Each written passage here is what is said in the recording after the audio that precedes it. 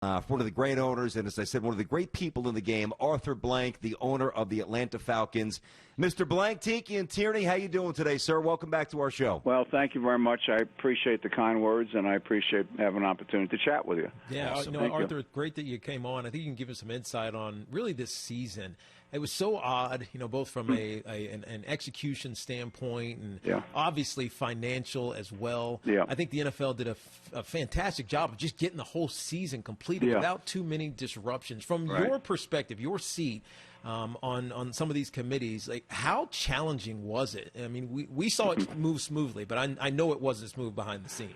No, I think it's really remarkable. I think it's not.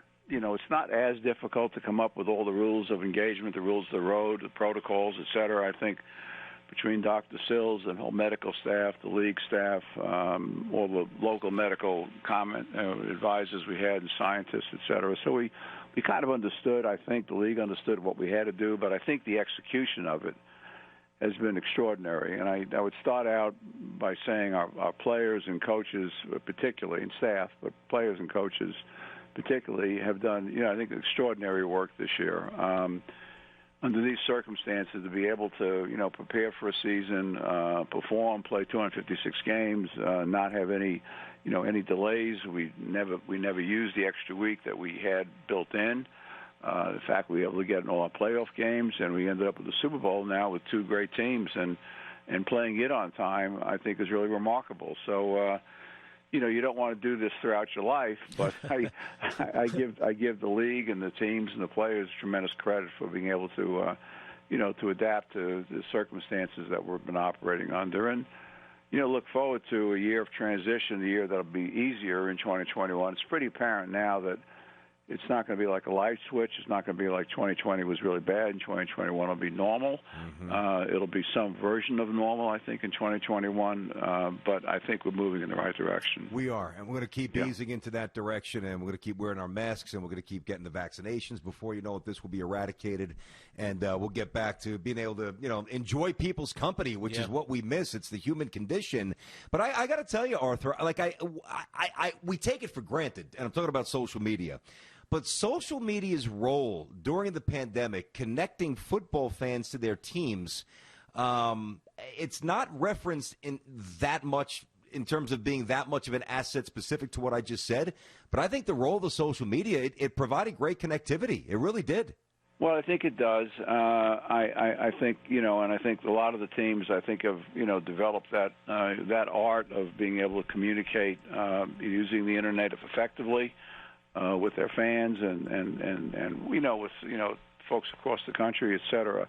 Having said that, I think, and you mentioned the word, the human connection, because I really think at the end of the day, that's where people thrive. They thrive when they're connected to each other. That's the reason, despite everything our country has done and tried to do, and certainly is doing more aggressively now in terms of the vaccination programs, is that we have big time issues in terms of emotional stability and mental illness issues and suicide rates being at an all-time high, et cetera. So I think the human condition really requires us to kind of be together. We are social animals at our very best, and I look forward to the time when we can be doing a lot more things together, not just in our own organic families, but a family of fans going to a stadium or any kind of events, concerts, et cetera, or social gatherings. Oh, amen. Amen. Speak it into existence. Amen, Mr. Blank. We're talking to Arthur Blank, the owner of the Falcons, and got a lot of things to hit. I'm sure we'll get into the coach. We'll get into Matt Ryan, but Arthur is with us here on Tiki and Tierney, CBS Sports Radio.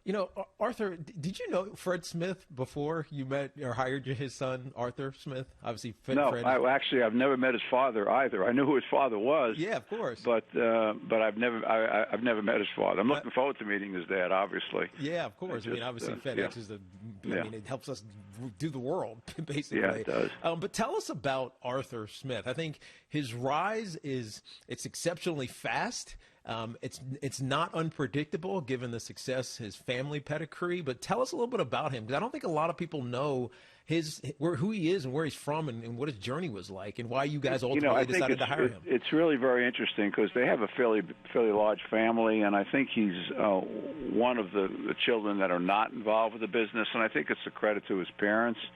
honestly, and I've said this to him, and I would say it to them if I had a chance to meet them at some point, is that there was never any pressure on him to, quote, go into the family business.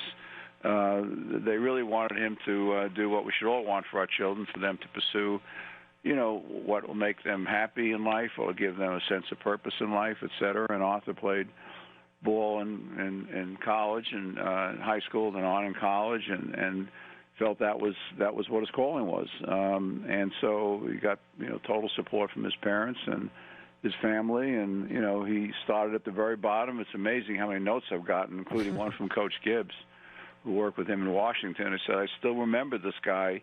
He was a quality control assistant there, and he was always the first one there in the morning and last one to leave, and he was happy to get anybody anything they wanted or needed, and he was always asking questions, and he had a very creative mind. So I think those qualities have stood him well as he progressed his own career in the NFL, both on the defensive and offensive side.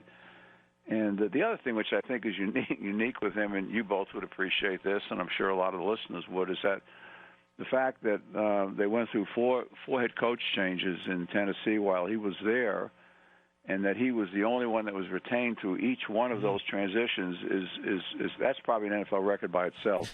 Yeah. It's very unusual, sometimes sadly, but often there's a clean sweep, and everybody leaves, and then bring in some new coaches and new staff, et cetera. But for all the reasons that we finally selected him, people recognized his talent and his how bright he was and how creative he was, and he's always asking questions, always learning.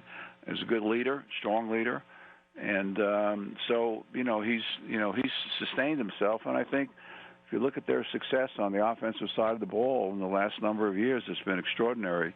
Taking two players that really had reached kind of a stall point in their career, the quarterback Tannehill and the running back Derrick Henry, and they both positioned and blossomed in a way that was not seen earlier in their career, even when they were drafted.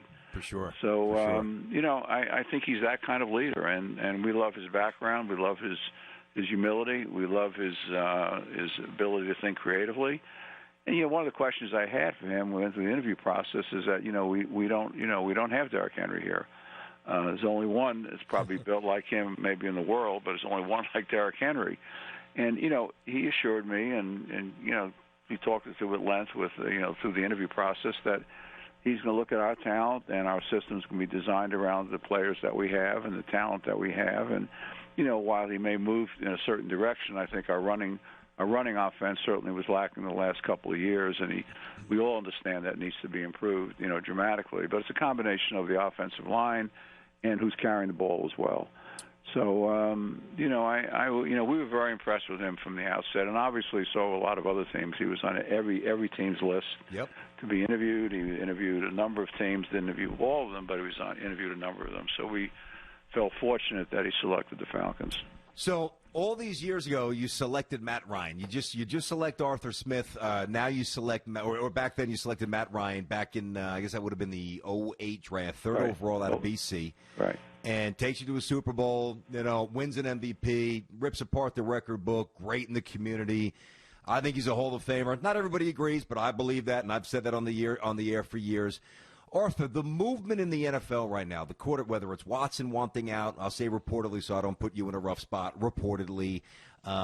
Stafford obviously switching spots with Goff. There's volatility at the quarterback spot. I know this is probably personal for you because you have deep reverence for Matt Ryan, but you're a businessman. You own the team.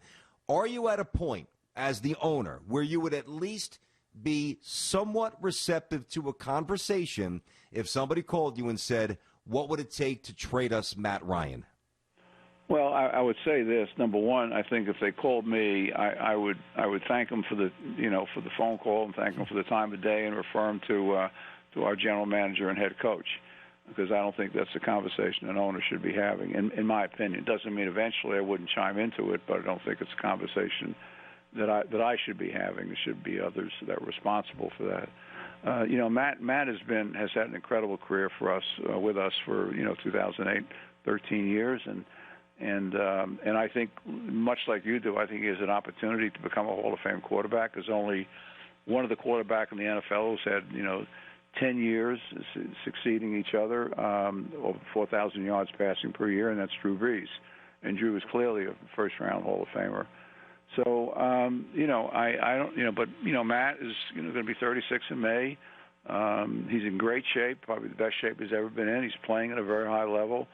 We have no plans on him not being our quarterback in 2021 and beyond. But at some point, whether in every business, whether it be a football team or a normal business as you might think of it, you have to prepare for the future. And that's, whether it's a quarterback or receiver or defensive lineman, offensive, whatever the case may be. Mm-hmm. A good example is that when we transitioned from Roddy White to Julio Jones. I mean, Roddy was, one of the great players in the history of our franchise, certainly the best receiver we've ever had.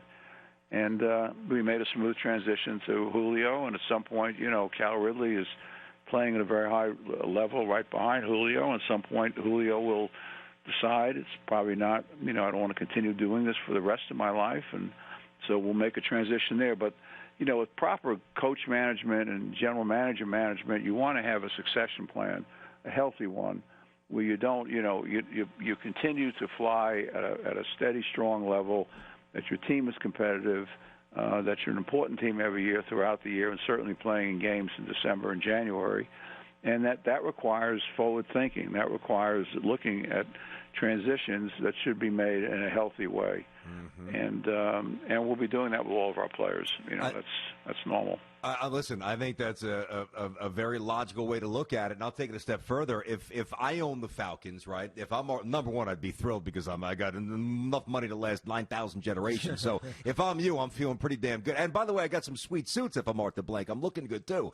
But if I own the Falcons, and you just, Matt's 36, et cetera, I believe that you can satisfy possibly both avenues here, where I wouldn't actively look to trade Matt Ryan either. Matt could still ball. Everybody that watches football knows that. But you're also in a position with the 4th overall pick where the phone's going to be ringing, not yours, the GM, understood.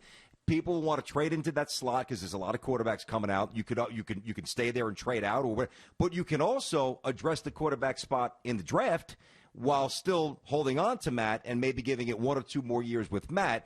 And I would have to think that's on the table too, right? As a possible plan for you guys, no? And Matt, and Matt's certainly aware that is a possibility.